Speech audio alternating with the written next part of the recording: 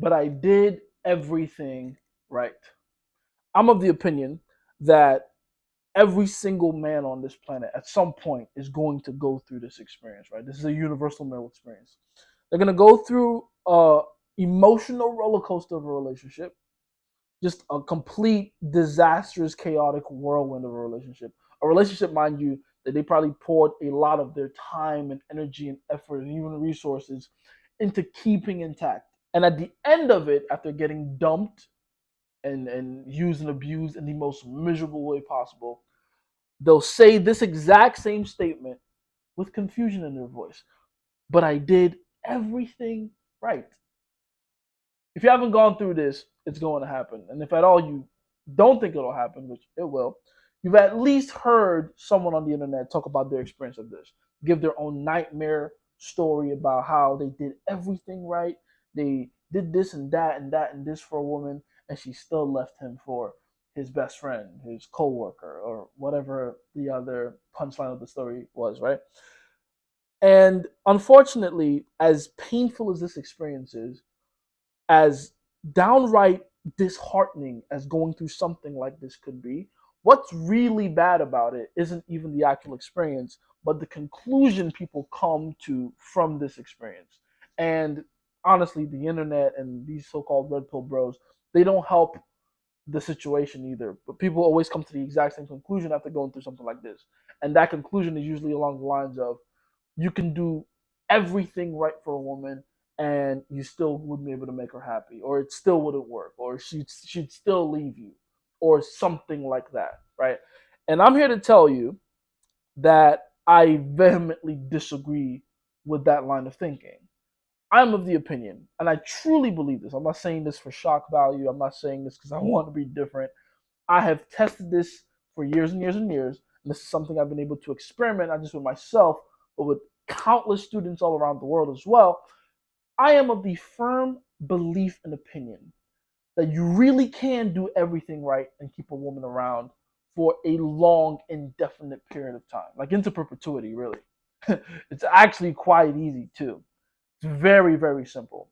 And I'm going to be teaching you how to do that right now. So stick around.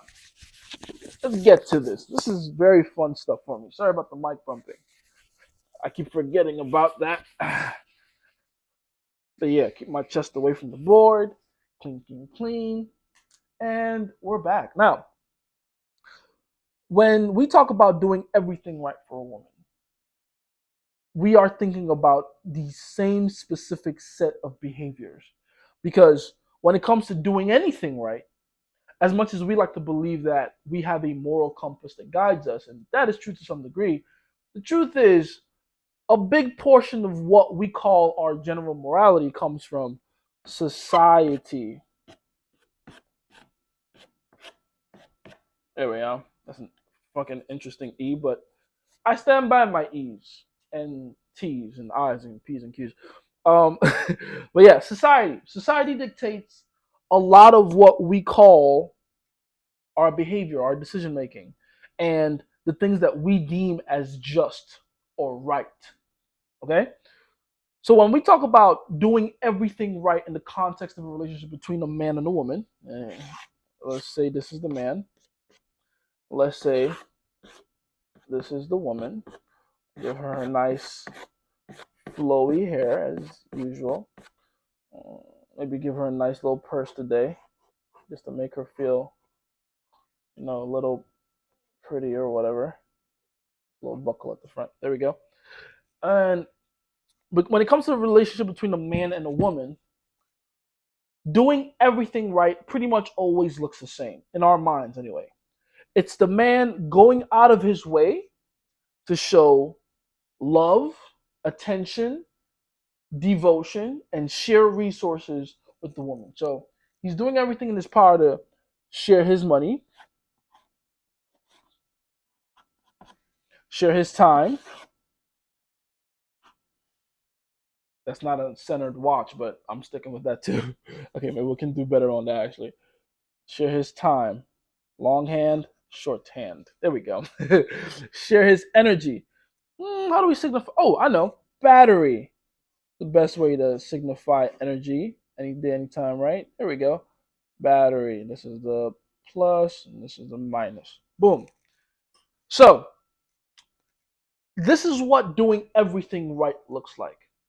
It's sharing your resources. So that involves getting a high paying job or an amazing career or going to that particular school, passing those exams, getting that level of certification, stuff like that. Sharing your time. That's romance and everything that is involved with romance. I should actually add a bouquet of flowers here because romance, right? Is sharing your time, sharing that one on one undivided attention with her. And then there's energy, which kind of ties into romance as well, but is mostly servitude. It's service, right? It's doing everything in your power to show devotion and make her happy, appease her, make her feel good, make her feel special. Layman's terms, just about do whatever she wants, do whatever she says. And I've literally had a few students tell me, these are usually married men, that tell me about, I had this one guy in particular I'm thinking about right now. Before he started working with me, he was going to a marriage counselor with his wife.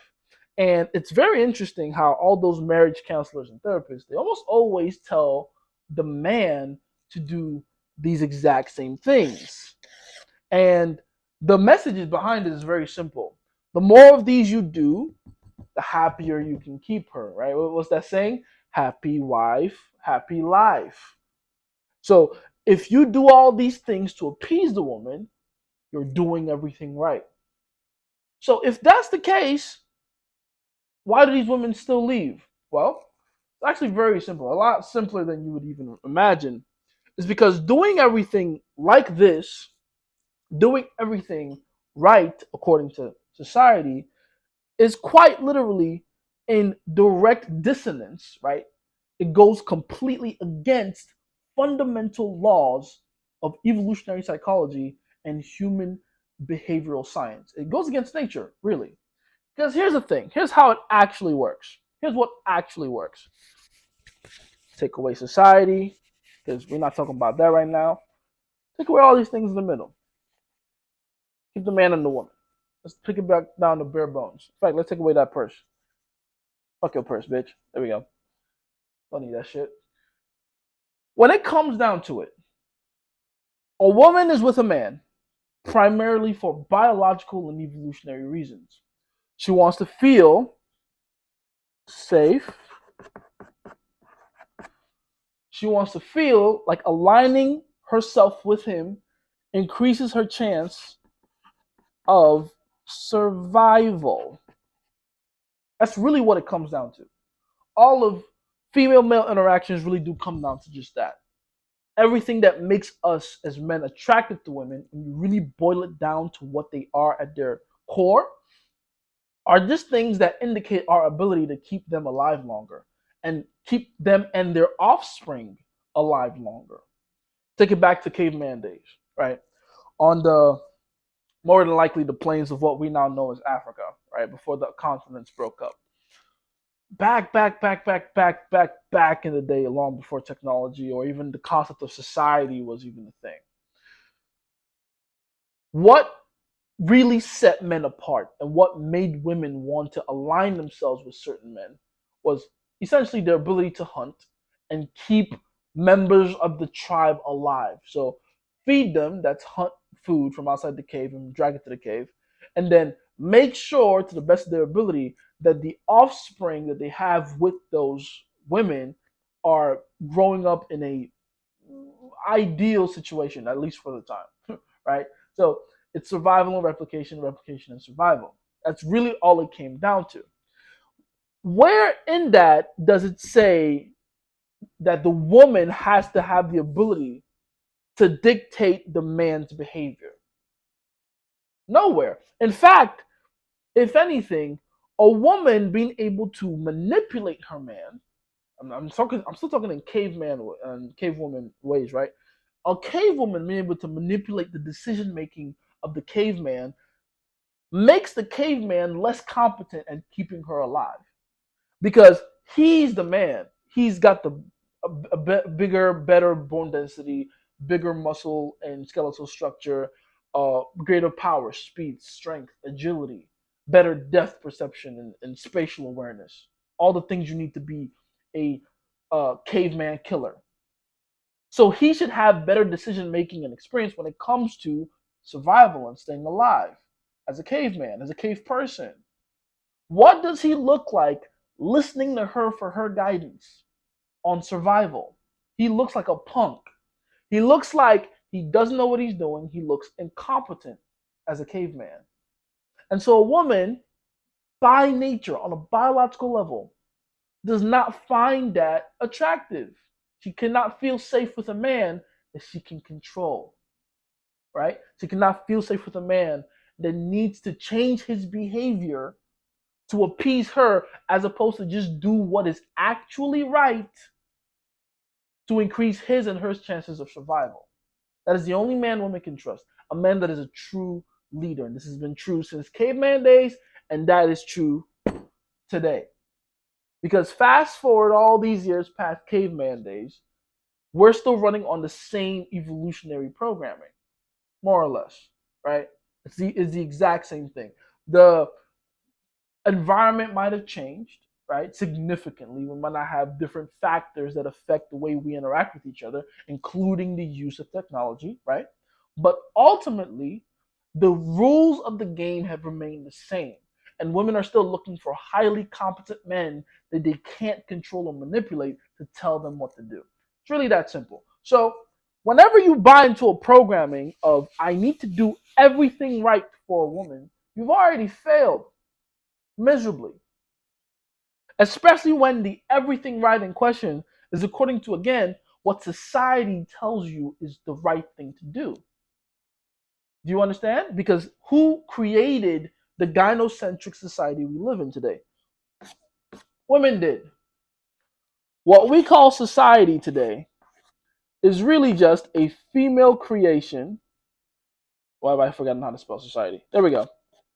Almost forgot the T. This is because I write my T's and I's very similar. Yeah. What we call society today is a creation of women to help to create a bunch of rule sets for men to follow.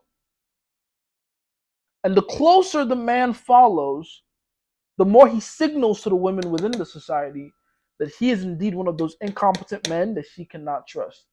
She might be able to use him later to fulfill her a provisional side of her hypergamous nature, like just have someone to share resources with after she's long past her prime.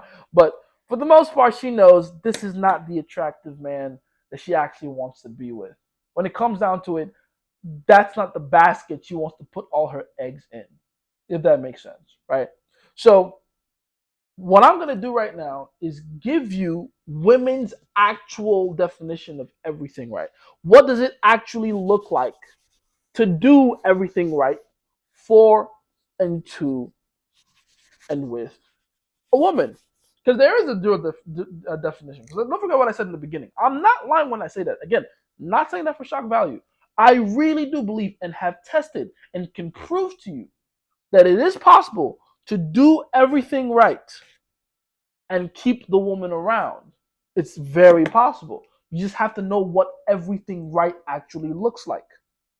Everything right, right? Okay. So what is everything right? It's actually just one thing right. First of all, let's get that out the way.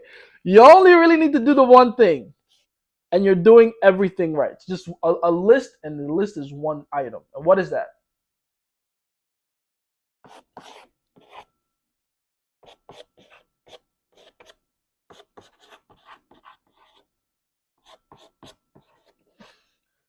Do not bore her. That's it. That's pretty much it. The major reason most men are unattracted to the women they're with and will eventually be left in the dust by those women is because those men do not inspire excitement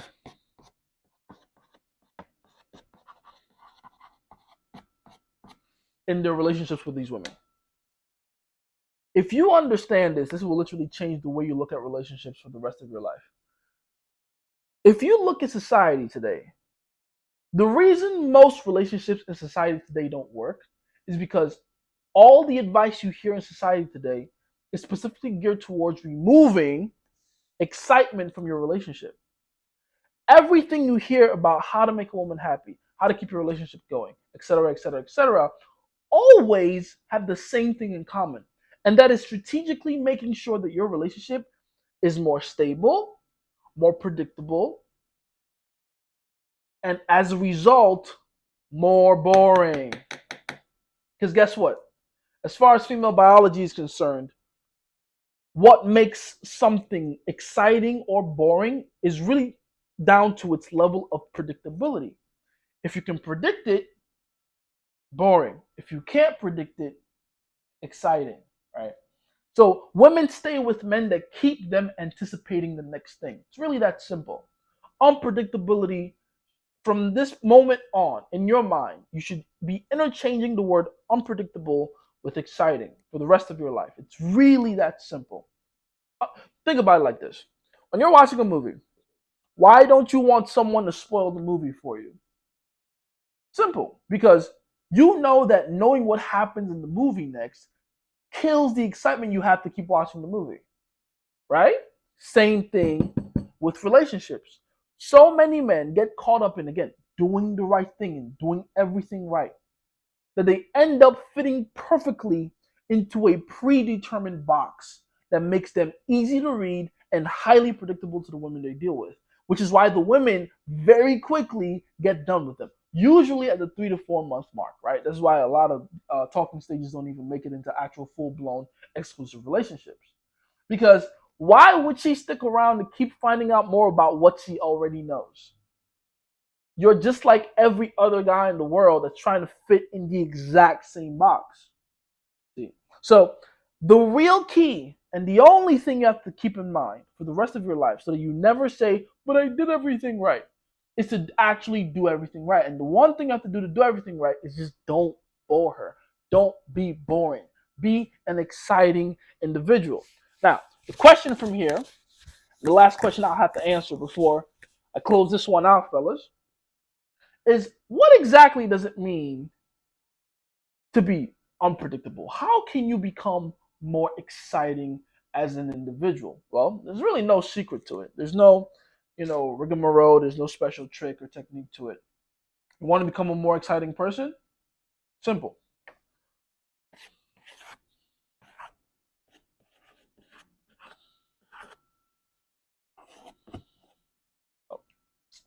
Um, Sharpen that later.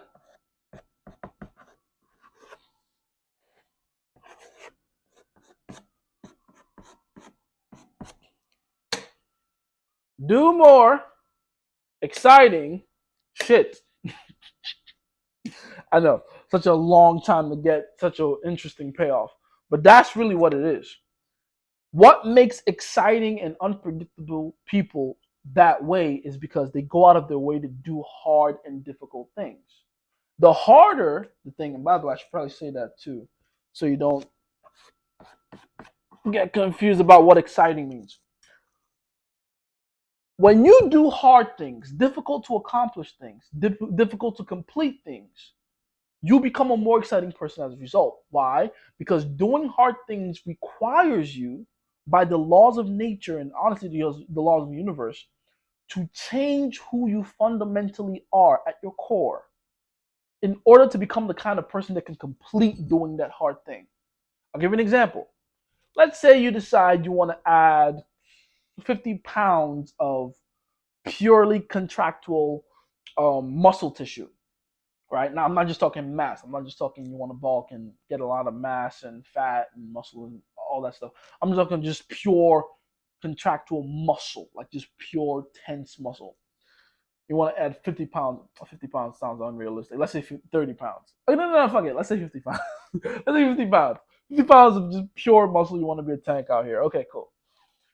Well, you would have to go through an entire process, a very difficult process, mind you, of lifting heavy weights, and progressively overloading on those heavy weights over quite a long period of time, right? And this is whether you decide to use anabolic steroids or not, right? This is whether you decide to use any enhancements or performance enhancing drugs or whatever. I don't really care.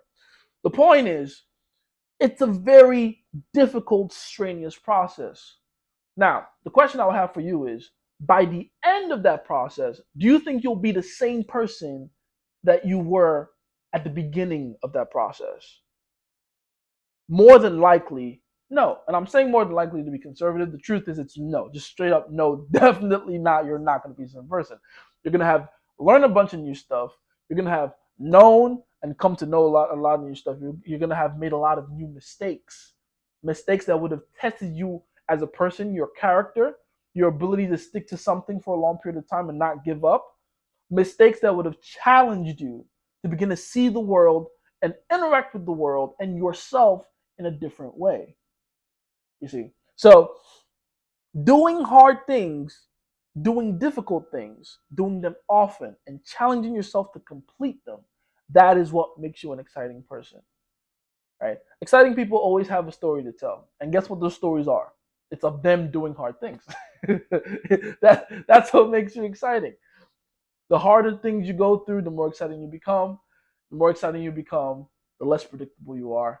The less predictable you are, the more you're doing the right thing. It's from Jason Favorite Scientist. With all this information, what you must.